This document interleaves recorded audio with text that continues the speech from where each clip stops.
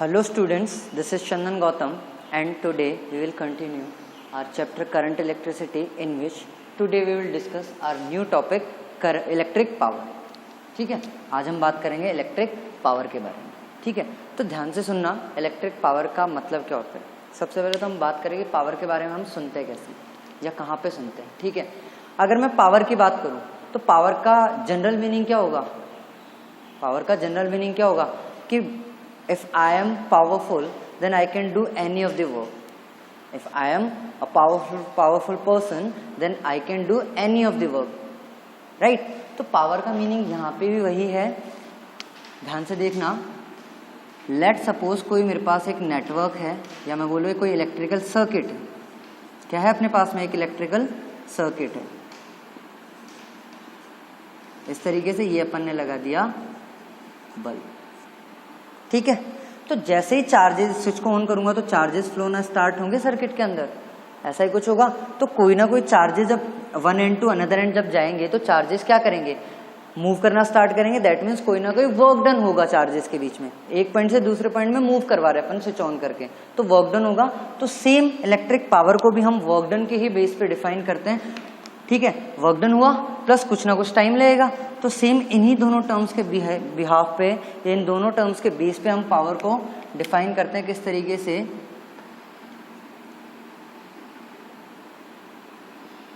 The rate of doing work done to flow the charges in an electrical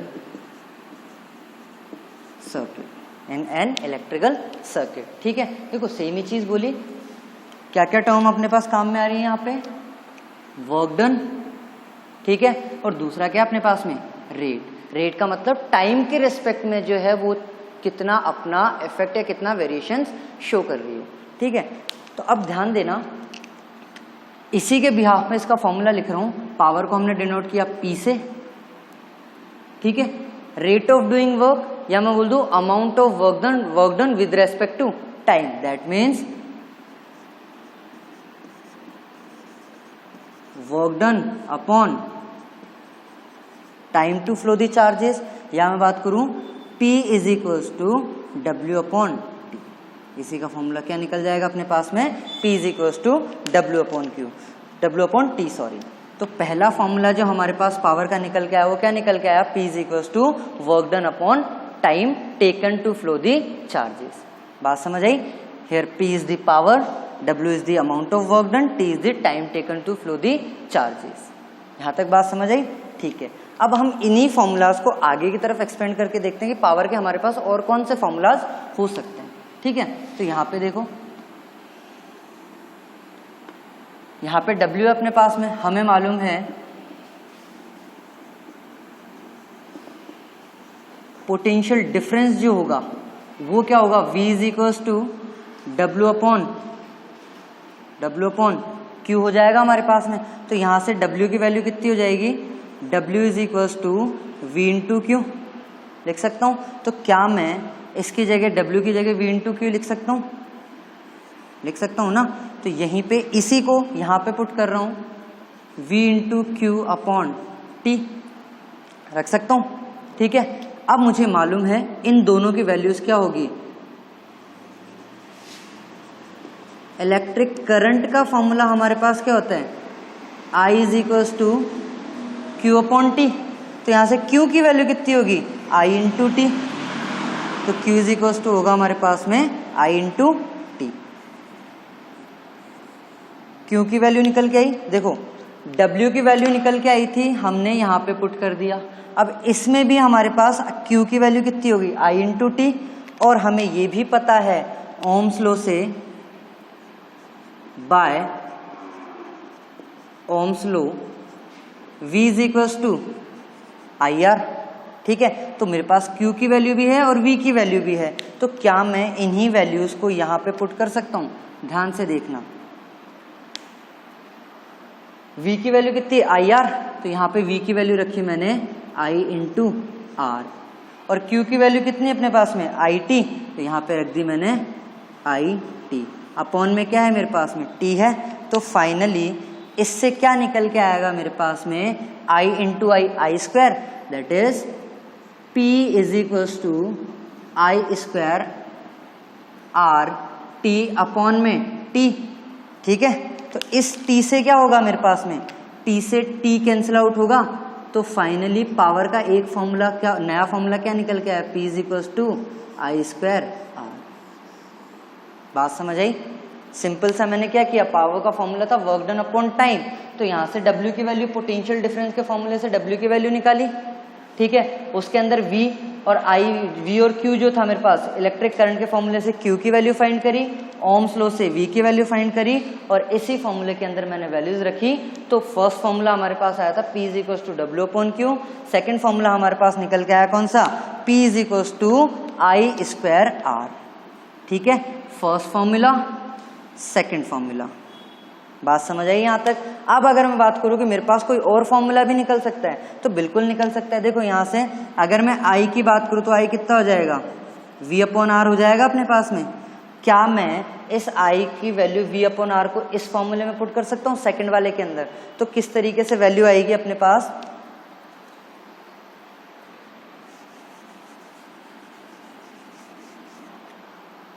अपने पास V is equals to था IR, तो यहाँ से I की value कितनी हो गई, V अपॉन R। तो यहाँ जैसे ही I की वैल्यू को यहाँ रखूंगा तो P इज इक्वल्स टू कितना अपने पास में, I स्क्वायर R। I की वैल्यू कितनी है, V अपॉन R, तो P is equals to V upon R का स्क्वायर इंटू R। तो पावर का अल्टीमेट फॉर्मूला क्या निकल के आएगा, V square upon R square into R। एक R से एक R कैंसिल आउट होगा, तो पावर का जो फॉर्मूला निकल के आएगा नया, वो कितना हो जाएगा, V स्क्वायर अपॉन R। बात समझ आई बच्चों? फर्स्ट फॉर्मूला था P is equals to W upon T, second formula आ गया P is equals to I square R, और जो हमारे पास थर्ड फॉर्मूला निकल के आया पावर का, वो क्या निकल के आया, P is equals to V square upon R। ठीक है, अब तीनों में से कौन सा फॉर्मूला हमें यूज करना है वो डिपेंड करेगा कि क्वेश्चन में हमें डेटा क्या गिवन है। क्वेश्चन में हमें डेटा क्या गिवन है। देखो, न्यूमेरिकल को अप्रोच करने की, न्यूमेरिकल को सॉल्व करने की जो फर्स्ट अप्रोच होनी चाहिए वो हमारी होनी चाहिए, कौन सा डेटा हमें क्वेश्चन के अंदर गिवन है। Firstly write down all the datas that is given in the question और न्यूमेरिकल। ठीक है, तब हमें मालूम चलेगा कि कौन सा फॉर्मूला हमें इसके अंदर यूज करना है। बात समझ आई? तो this is all about the derivation of electric power and meaning of electric power, definition of electric power. Got it? अब हम बात करते हैं कि पावर मेजरमेंट की। पावर मेजरमेंट के लिए हमारे पास में यूनिट क्या होगी, क्योंकि अगर मुझे पावर मेजर करनी है तो ऑब्वियस सी बात है, कोई भी क्वांटिटी हो, कोई भी फिजिकल क्वांटिटी हो, अगर हम उसे मेजर करते हैं तो कोई ना कोई उसकी क्या होगी, यूनिट होगी, जैसे हम ऐसा यूनिट के टर्म में पढ़ते हैं। ठीक है, तो देखो पावर का फॉर्मूला क्या था अपने पास, P is equals to W upon T, यही था। तो अगर मैं इस फॉर्मूला से अगर इसकी यूनिट निकालूं तो W क्या है, वर्क डन, और वर्क डन की ऐसा यूनिट होती है क्या है, जूल। और टाइम हमेशा हम मेजर करते हैं किसके अंदर, सेकंड के अंदर। ठीक है, एक जो छोटी सी एक सिली सी मिस्टेक जो हर स्टूडेंट करता है, वो क्या करता है कि जब भी हम इसको सिंबॉलिक रिप्रेजेंटेशन देते हैं तो जूल को तो जे बना देते हैं, लेकिन नीचे सेकंड को हम लोग लिख देते हैं SEC, जो कि गलत है। या तो सेकंड को पूरा लिखो या फिर डिनोट करो S। कभी भी SEC की टर्म में मत लिखना, वो 100% गलत होता है। या तो जूल अपॉन सेकंड के लिए सिर्फ S यूज करो या फिर सेकंड पूरा लिखो। कभी भी SEC की टर्म में मत लिखना, वो हमेशा गलत होगा। ठीक है, अगर एग्जामिनर उसके ऊपर मार्क्स डिडक्ट करता है, मार्क्स कट करता है, तो उसमें वो डिफॉल्टर नहीं, आप लोग डिफॉल्टर होंगे। ठीक है, तो हमेशा इस तरीके से लिखना है। तो इसकी यूनिट क्या हो जाएगी, जूल पर सेकंड हो जाएगी, या फिर इसी को एक नाम दे दिया जाता है जिसे हम बोलते हैं वॉट। क्या बोलते हैं हम उसे, वॉट। तो अब देखो, ये पढ़ा हुआ नहीं था लेकिन ये हम डेली लाइफ के अंदर देखते हैं। जब भी हम बल्ब, ट्यूबलाइट या कोई भी इलेक्ट्रिकल इक्विपमेंट जो लाइट वगैरह जो लाइट हमें दे उनको लेके आते हैं, तो क्या करते हैं, हम देखते हैं उसके ऊपर, जैसे बल्ब की बात करते हैं 100 वॉट का बल्ब होगा, 80 वॉट का बल्ब होगा, 200 वॉट का बल्ब होगा। CFL की बात करूँ तो CFL कितनी होगी, 20 वॉट की भी होगी, 5 वॉट की भी होगी, 10 वॉट की भी होगी, ठीक है।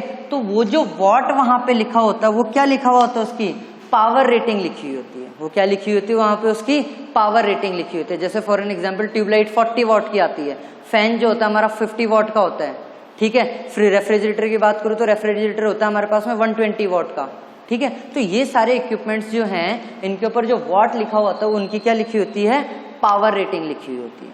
बात समझ आई? तो इसके ऐसा यूनिट हमारे पास क्या हो गई, वॉट।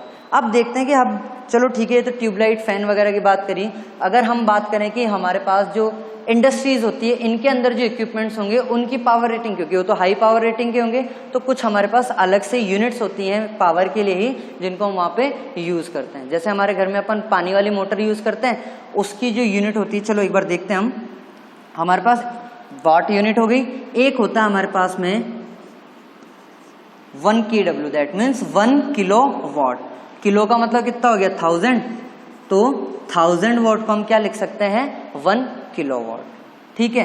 दूसरा होता है अपने पास में 1 मेगावाट। मेगा का मतलब होता है 10⁻⁶ वॉट, ठीक है। एक हम जो अभी मैंने एग्जांपल दिया, पानी वाली जो मोटर होती है वो कभी भी जाओगे तो वॉट की रेटिंग के अंदर नहीं होता। कभी भी जाओगे तो वहां पे बोलोगे 1 HP की मोटर दे दो, 1.5 HP की दे दो, 2 HP की मोटर दे दो।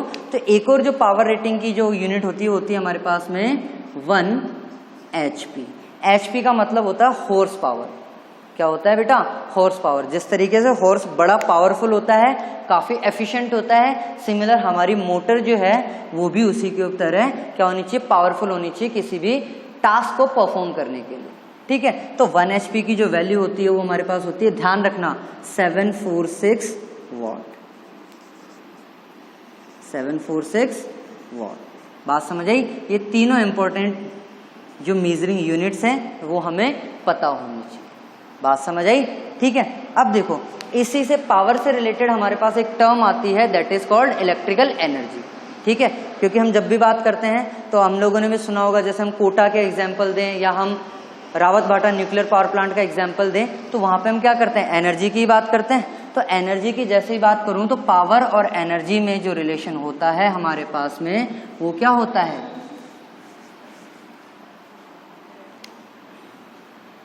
अब हम बात करें यहाँ पे किसकी, इलेक्ट्रिकल एनर्जी की। इलेक्ट्रिकल एनर्जी, ठीक है। तो ध्यान रखना बच्चों, इलेक्ट्रिकल एनर्जी और पावर में जो हमारे पास रिलेशन होता है वो होता है energy is equals to power into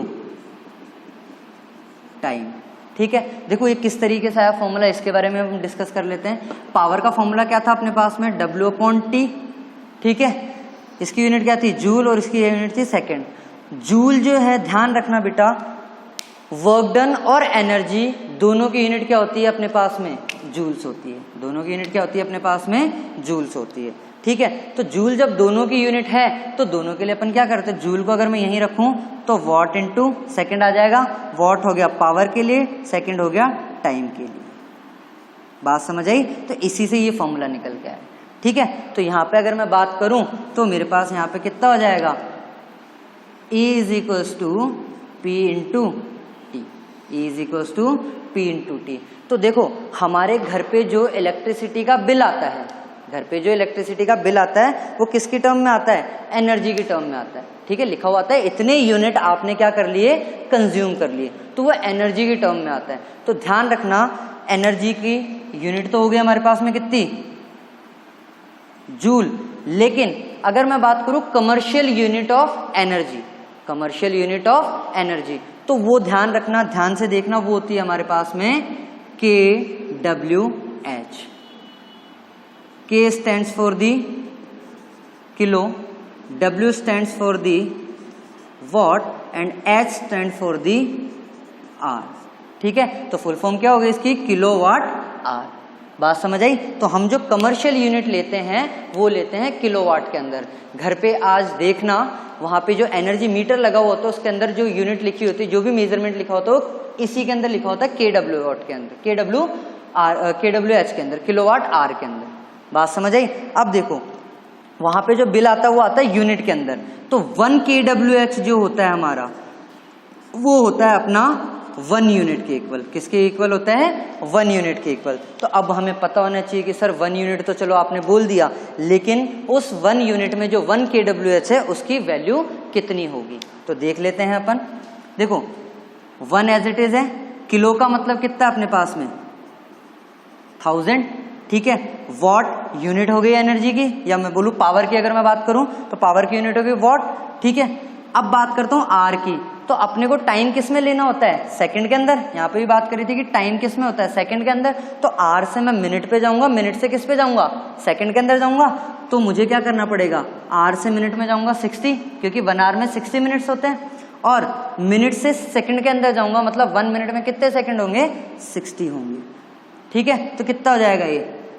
3600 into 000, और इसी को मैं लिख सकता हूँ 36 इंटू 10⁵ और 3.6 इंटू 10⁶ जूल, ठीक है। तो 1 kWh के अंदर कितनी एनर्जी हमने कंज्यूम करी? 3.6 इंटू 10⁶ जूल। इतना अमाउंट ऑफ एनर्जी हम 1 यूनिट के अंदर, या मैं बोलूं 1 kWh के अंदर कंज्यूम करते हैं। बात समझ आई यहाँ तक? तो आज हमने क्या क्या कवर किया? इलेक्ट्रिकल पावर क्या होती है, पावर की यूनिट्स क्या होती हैं, ठीक है। इलेक्ट्रिकल एनर्जी क्या है, इलेक्ट्रिकल एनर्जी और पावर में रिलेशन क्या है, और जो हमारे डोमेस्टिक यूज में जो पावर की जो यूनिट हम यूज करते हैं वो क्या होती है, और उसका एनर्जी की टर्म्स में मीनिंग क्या होता है।